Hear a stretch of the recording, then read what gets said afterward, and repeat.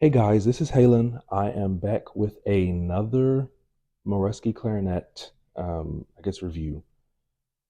This one is the Moresky M682, I believe. We'll see once I open it. This one is an A clarinet. I got it because I'm lazy and I did not want to play the transposed or transcribed music in orchestra for B flat because there's an unbelievable amount of sharps in the key signature, and I didn't want to deal with that, so I bought an A clarinet. I have played it already. This is not an unboxing. It plays pretty well, and we will get to a playtest later in the video. But for now, let's see what it looks like out of the case. It did come with some generic cheap reeds and came with a swab and a little screwdriver. But the only thing I kept in here was the swab. It comes with two barrels. I don't remember what size they are, but they are different lengths. I opted to use the shorter one. It was better for tuning. The bell, if you recall, I love these Hercules stands. The bell is gorgeous. I love the unfinished wood look. I wish everyone would stop staining their instruments, but beggars can't be choosers. Here's the lower joint. This is the one with the E flat lever. There isn't a whole lot of travel on this key, which I'm not used to, so it feels kind of shallow when I press it, but otherwise, all the keys are fine. They all seal properly. There is, when you get it, there's a tiny like shim of cork under there. Make sure you take that out or these rings won't move properly. Here's the upper joint, MA682. I was off by one letter. The upper joint, all of these move properly. This one, to play alternate B flat, I think it's a little shallow. You'll notice when you press it down, it's in line with that one almost. So I think that one could be a little higher up maybe. It would be better, but it does play fine. And then this key, I did think this was odd that this isn't lined up. It's a circle. I'm not sure how they didn't line that cork up, but whatever. And then right here, you'll see there's some gunk in there. I put some cork grease on there, right there, because it's like the cork was sticking on there. And so whenever you play E and then let it go, this would stay down, which, basically plays like a weird F sharp. So it was, the problem is solved now. I'm not saying that all of them are going to be like that, but this one was like this. So I just greased that up. And then it did come with a mouthpiece. I didn't even open it. That's what actually goes in this slot, is a mouthpiece. I didn't open it because I have my own mouthpiece. If you remember, it's the D'Addario Reserve. Now let's put this together. It won't be as quick as the E flat, of course, but there's the lower joint. And we'll do this.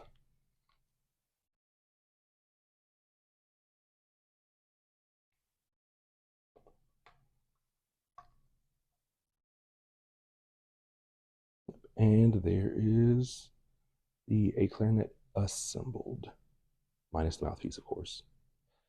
Now, and it does have an adjustable thumb rest. I forgot to mention that, but I like it at the position that it's at. And unlike the E flat, probably because this one costs more, the thumb rest is actually filed and smooth, so I didn't put a cushion on there.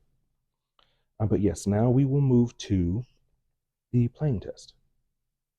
Okay, this will be my second attempt at recording this because the lavalier mic that I used before the audio was absolutely dreadful. So we will be using the mic on my phone. I will be playing 3 excerpts. The first one will be Capriccio Espagnol. It's gonna sound terrible. I'm not actually auditioning for an orchestra or anything right now, so it's gonna be awful. Just letting you know in advance.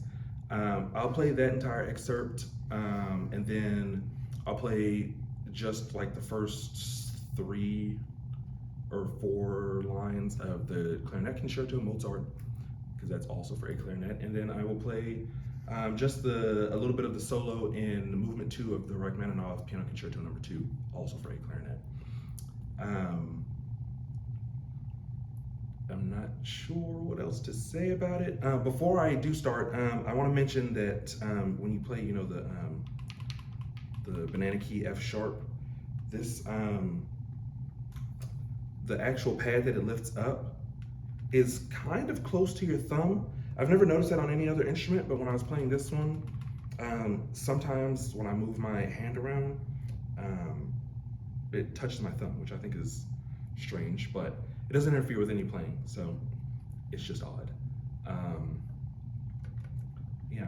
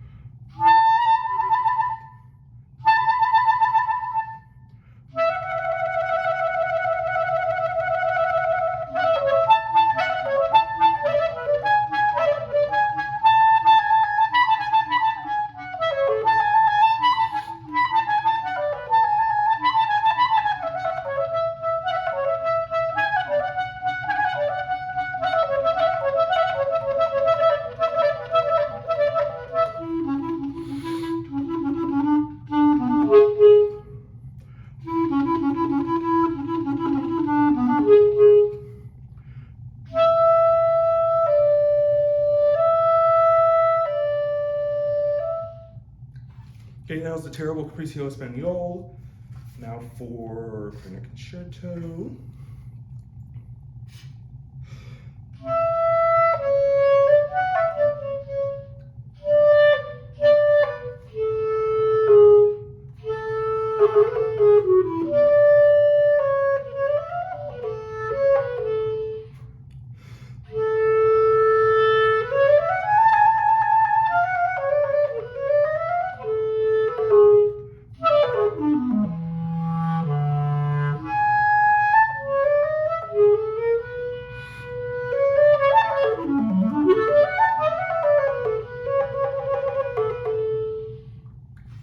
I guess that was 5 lines.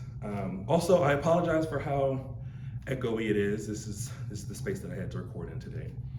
Now for our final excerpt, the wreck No. 2.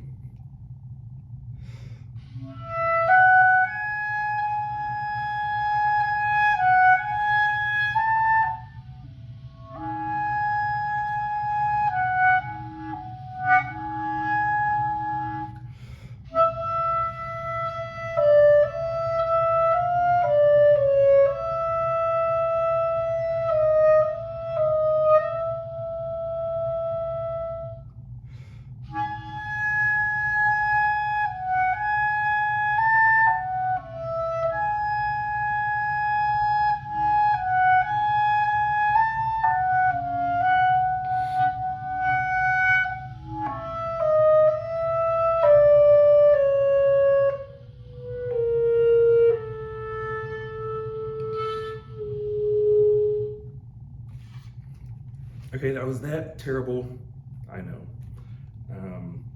And I guess we can just go up the instrument. I think it sounds pretty even all the way through. There was one note on here that sounded a little off. It needed a little like jaw work to keep it in tune. I can't remember which one it was though. Maybe you'll be able to tell from the chromatic.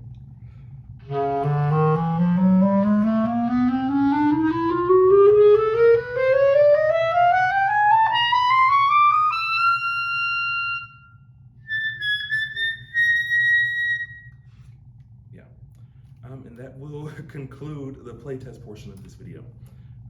I will put all of the links for this instrument in the description. Fortunately, this time I didn't have to make a Frankenstein instrument.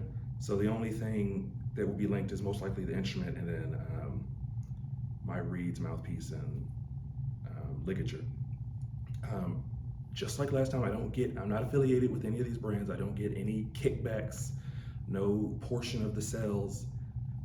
I just want to put that information out there. Again, I did this review because there are no reviews of this instrument. Moresky makes a lot of instruments. They're pretty well known, I guess, in China. I'm not sure. But no one purchases it, I guess, and no one does reviews. So I've taken it upon myself. Of course, I'm not doing all of their instruments. I don't need all of their instruments. But I did the E flat because it was a budget instrument. I did this A because it's a budget instrument. And hopefully that will help you in the future. So thanks for watching.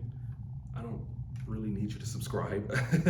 I don't get any money from this channel. I just do this for the fun. But yeah, thanks for watching.